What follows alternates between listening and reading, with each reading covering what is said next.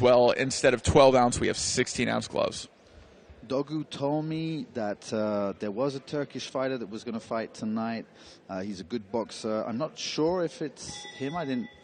Well, Dogu is in the corner, so this may be the fighter that he was referring to.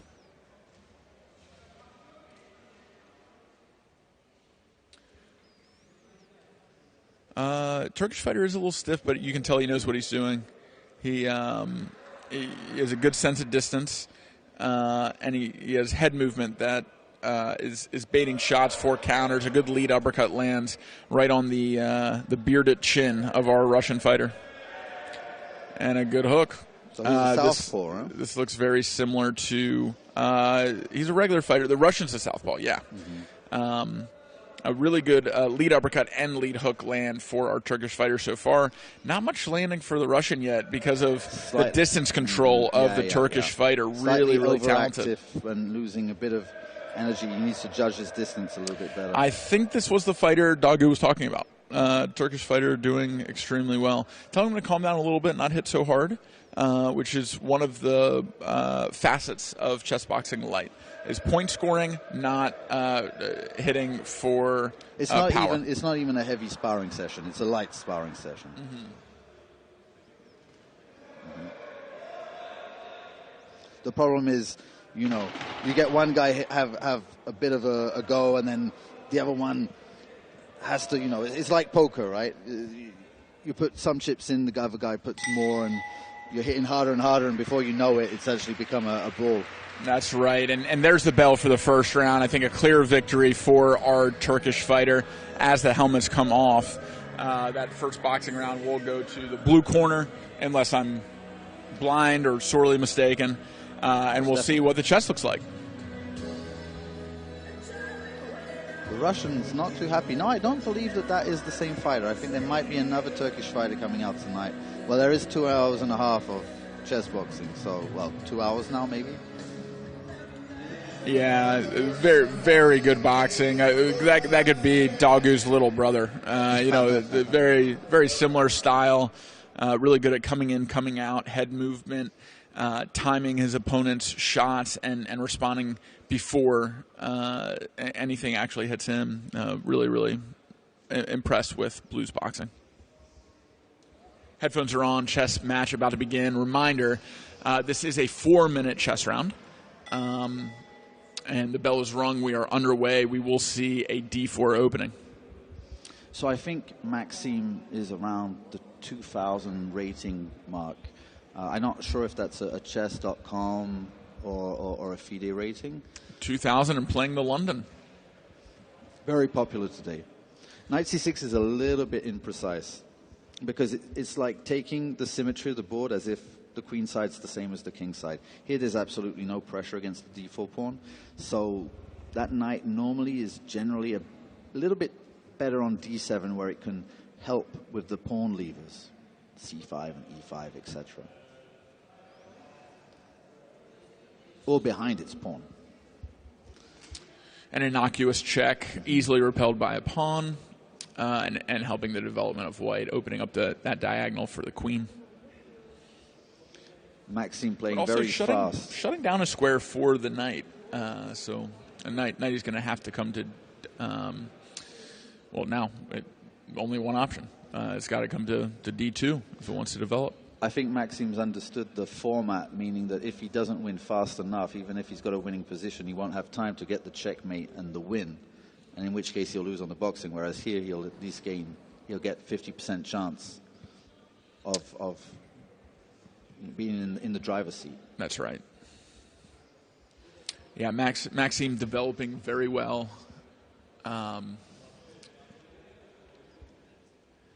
And has a clear time advantage. Already a minute up on the clock, has only taken 18 seconds off of his own. This is a great piece of advice. When you see, for example, your opponent making a mistake or two, don't rush to try and punish him. He's probably going to make a few more. So in this case, like the bishop on the queen side is misplaced. He's just played queen e8. Now everything's going to kind of fall in place on its own. If you press it too hard on the first little imprecise detail, you're generally pushing a bit too hard. That's right. And the interesting thing about this format is it's actually guaranteed to yield 2 boxing rounds. So we are going to see another boxing round no matter what. So, there isn't a need, well, not no matter what. There could be checkmate. I should take that back. Based off of time alone, if there is no checkmate, we will see another boxing round. Somehow I don't believe that, though. You think checkmate will be delivered before? No. I don't. I think that that king is open, but it does have options. Like it could just sidestep and then bring the rook on the g file. You can almost say that it's done on purpose, to give some activity. I've seen a lot of attacks start with removing that g pawn in order to swing the rooks and the queen over. Oh, back in the day, the Yugoslav players playing blitz, they would do it on purpose. Yeah. Please take my knight on f6, please. I'm dreaming of it. And there's the bell. The headphones come off. The gloves are coming on. We are about to see another ChessBoxing Light boxing round.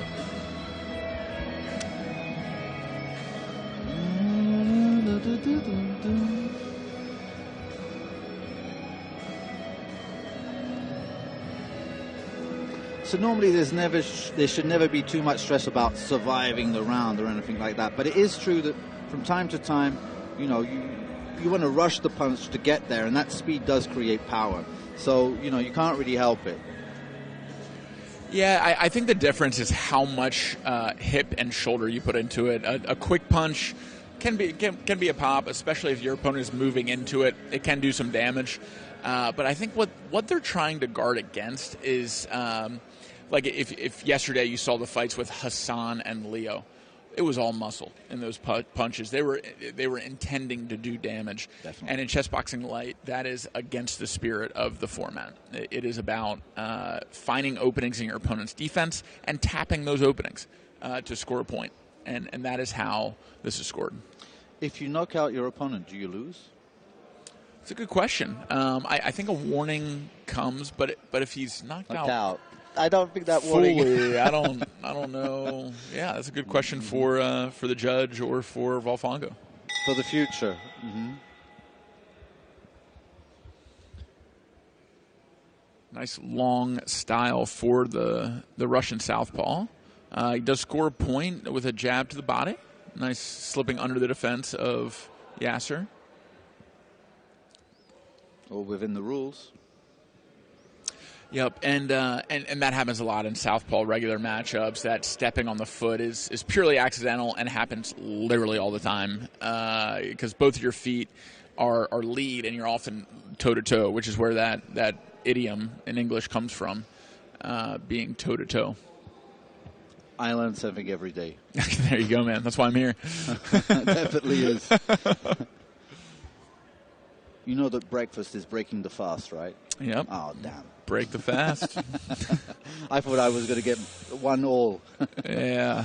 Well, I should start calling lunch break fast. I've been doing the intermittent fasting thing. So.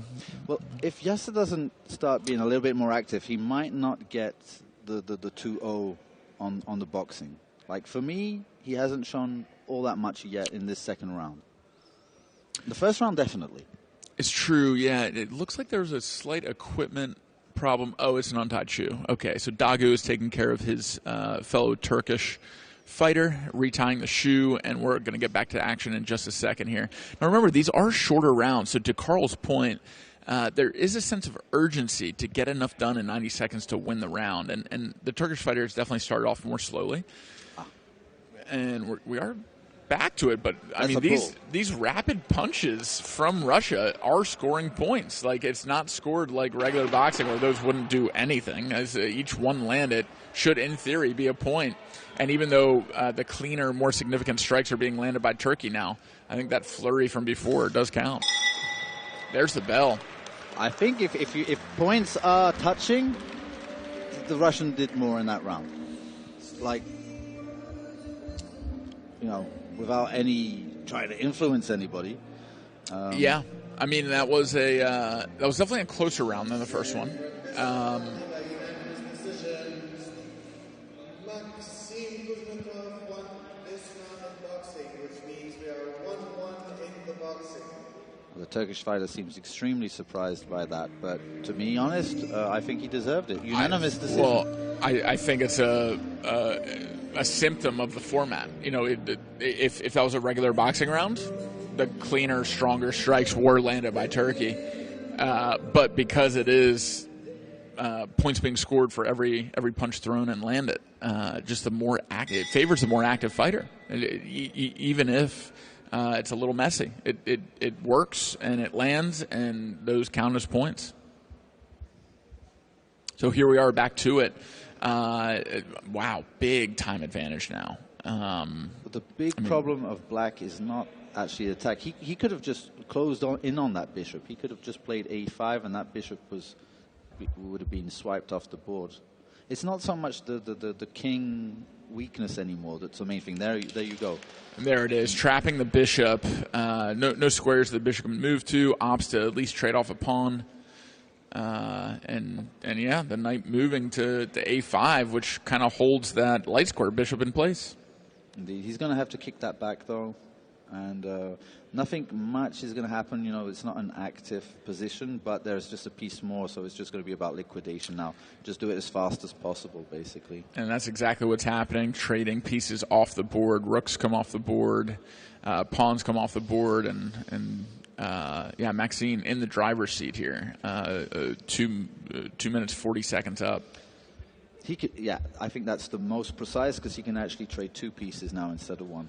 Oh, actually, that's a mistake. That looks like a free piece. And he's going on the next move. He's going to be able to move back to where he was, and that's a free piece again. And protecting his knight at the same time as he attacks another pawn. Pawn is defended. Knight. Knight takes a rook. This often happens in chess and in boxing. One mistake can cascade and domino into a complete momentum Snowball shift. Effect. Oh, he's resigned, I think. And he has resigned. That'll be it for Russia versus Turkey. Handshakes all around, and congratulations to the Russian fighter for winning by checkmate or forfeit, however you want to call it. Resignation? Is that a term? Yeah, I mean, victory by resignation. No. Yeah. You know, no. I don't know exactly how you say that.